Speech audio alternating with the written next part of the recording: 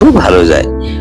সেক্ষেত্রে আমরা কি ইউজ করি, all is well that's ends well, যে শেষটা ভালো হয় তার প্রথম থেকে সবকিছুই ভালো হয়।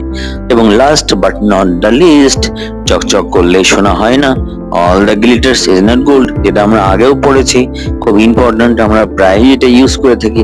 চকচক করলেই সোনা হয় না। তোমার কাছে তো বাইক আছে, সুন্দর জিন্স প্যান্ট পরো, সুন্দর চকচকে রং বেরঙিন চশমা ইউজ করো, শার্ট ইউজ করো, but what is your background, what is your educational background, তখন ছেলেটার মুখটা চুপসে যায়। বিকজ তোমার বাইরের দিকটা তো চকচকে কিন্তু ভেতরটা পুরোটা ফাঁকা। সেক্ষেত্রে আমরা ইউজ করতে পারি, চকচক করলেই সোনা হয় না।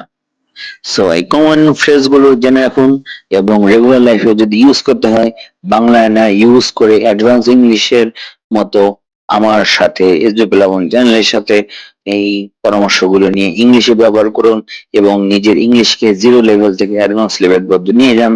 সো আজকের জন্য এইটুকুই থাক। আবার নতুন স্পোকেন ইংলিশের ভিডিও নিয়ে খুব দ্রুতই হাজির হব। সে পর্যন্ত সবাই ভালো থাকবেন, সুস্থ থাকবেন, এবং আমাদের যে ট্যাগলাইন, মাতৃভাষা বাংলা, ভুলব না তো কখনো।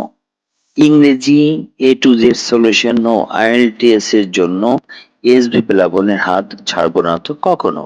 সো ইংরেজি ভাষাকে গুরুত্ব দিন, নিজে ইংরেজি শিখুন এবং অন্যকে ইংরেজি শিখতে সাহায্য করুন, এবং এসবি প্লাবন চ্যানেলকে সাবস্ক্রাইব করতে ভুলবেন না। বেশি বেশি শেয়ার করুন, লাইক করুন।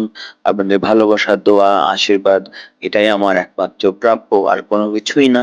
সো আজকের মতো বিদায় নিচ্ছি, টাটা, টেক কেয়ার।